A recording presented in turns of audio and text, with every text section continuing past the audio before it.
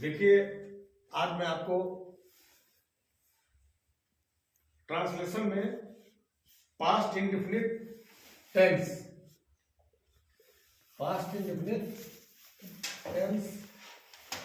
के अफर्मेटिव और नेगेटिव के जो हिंदी सेंटेंस हैं उनको अंग्रेजी में कैसे ट्रांसलेट करेंगे इसके बारे में आपको जानकारी देंगे। ठीक है, तो सबसे पहले और पास हो जाइए। सबसे पहले ट्रांसलेशन में ये जानना जरूरी है कि पहले समझ लीजिए तो लिखिएगा बाद में कि सब्जेक्ट वर्ब ऑब्जेक्ट इसके बारे में तो आपने पढ़ा होगा पिछले क्लास में। ठीक है, कि सब्जेक्ट होता क्या है जानते हैं? तो सब्जेक्ट का मतलब है सब्जेक्ट इसमें से निकालना पड़ेगा कि मैंने पत्र लिखा, इसमें सब्जेक्ट है कौन। ठीक, तो सब्जेक्ट निकालने का तरीका होता है कि हिंदी के सेंटेंस में हम कौन अथवा क्या लगाकर प्रश्न करते हैं, जो उत्तर आता है वही क्या होगा, सब्जेक्ट होगा।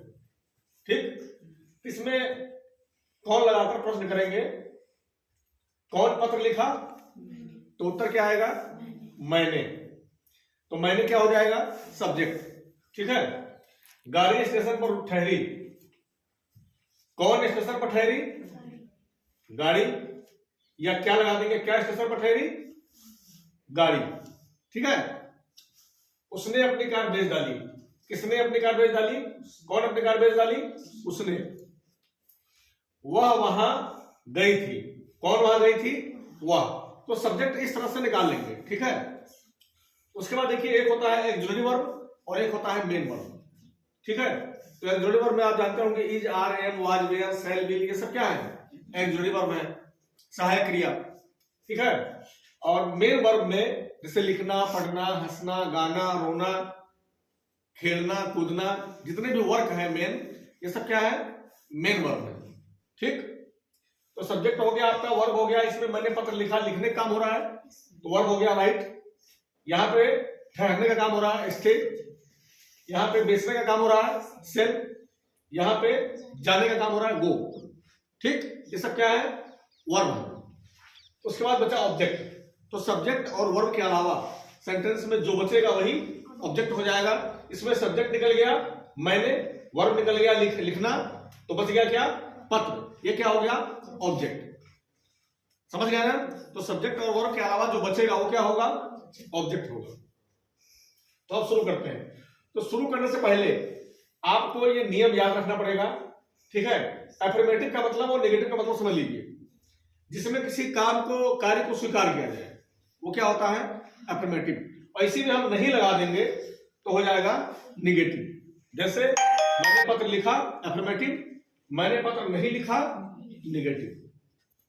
और इसी में क्या लगा देंगे, मैंने पत्र क्यों लगा देंगे, मैंने पत्र क्यों नहीं लिखा, या क्या मैंने पत्र लिखा, तो ये हो जाएगा इंट्रोगेटिव। इंट्रोगेटिव के बारे में हम आपको बाद बताएंगे।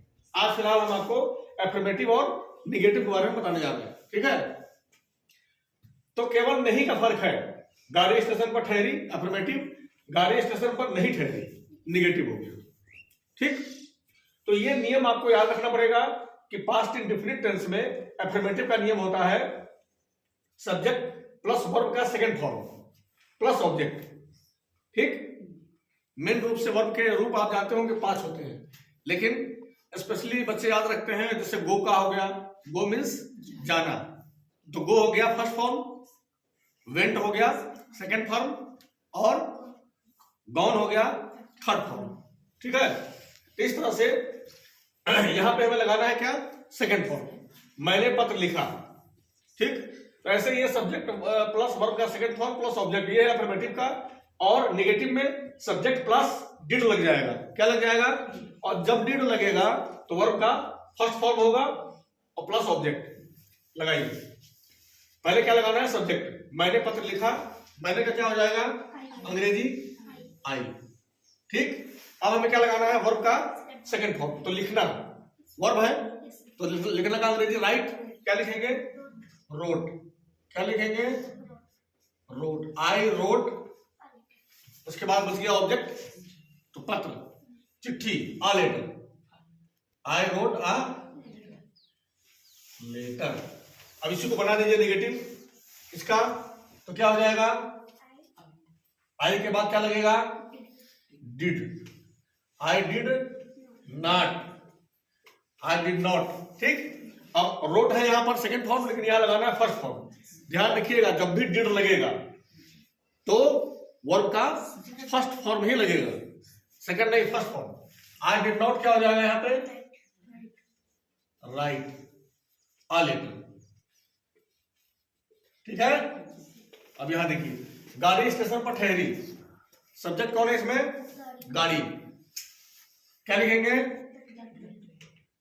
द ट्रेन, उसके बाद सेकेंड फॉर्म वर्ब, ठहरना, ठहरना का अंग्रेजी क्या होता है, स्टे, तो सेकेंड फॉर्म स्टेड, क्या हो जाएगा, STAYED, stayed, the train stayed, कहां रुकी, स्टेशन पर। ठीक, तो स्टेशन पर ये हो गया ऑब्जेक्ट, तो क्या लिखेंगे, एट द स्टेशन, क्या लिखेंगे, एट द स्टेशन, STATION। ठीक है, अब इसी का भी बना देना नेगेटिव, तो सब्जेक्ट इसमें भी वही रहेगा, क्या रहेगा, द ट्रेन, उसके बाद क्या लगाएंगे, डिड नॉट, फिर वर्ब आपका हो जाएगा फर्स्ट फॉर्म में, तो क्या हो जाएगा, स्टे, क्या हो जाएगा, उसके बाद ऑब्जेक्ट, एट द स्टेशन। ठीक, उसने अपनी कार बेच डाली। ठीक, उसने का अंग्रेजी क्या होगा, ही। यहां पे अगर लड़की रहेगी, लेडीज के बारे में अगर बोलना है तो सी लिखेंगे। ठीक है, और अगर जेंट्स के बारे में रहेगा तो ही लिखेंगे।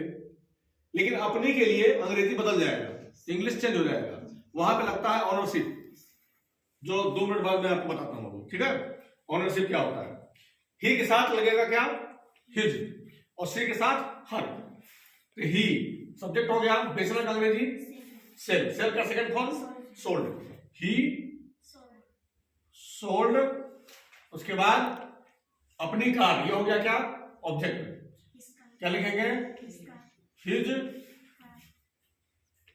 कार। उसने अपनी कार नहीं बेची, निगेटिव, तो क्या लिखेंगे, ही, और उसके बाद क्या लगाएंगे, did not, he did not, और वर्ब का first form sell, SELL, he did not sell, और ऑब्जेक्ट हो गया हिज कार। अब देखिए, वह वहां गई थी, यहां पे थी लगा है, यानी कि लड़की है, तो यहां क्या लिखेंगे, सी। ठीक, उसके बाद जाने का सेकंड फॉर्म, जाने का अंग्रेजी गो, तो क्या हो जाएगा, वेंट, क्या हो जाएगा, वेंट, सी वेंट। ठीक, और वहां का अंग्रेजी देयर, सी वेंट देयर। ठीक, अब उसका नेगेटिव बनाना है, फिर सब्जेक्ट हो जाएगा यहां पे क्या, सी, उसके बाद क्या लगाएंगे, डिड नॉट, उसके बाद वर्ब का फर्स्ट फॉर्म हो जाएगा गो, फिर देयर। समझ में आ गया होगा आपको, पक्का। अब आपको बता दें थोड़ा सा अनरसिक, लिख लिए इसको, अब तो जान गए ना, बना लेंगे, कोई दिक्कत नहीं है। ठीक, अब थोड़ा बता देते हैं आपको ऑनरशिप के बारे में। ठीक है, इसके बारे में ऑनरशिप क्या होता है, देखो कैसे लगाते हैं ऑनरशिप।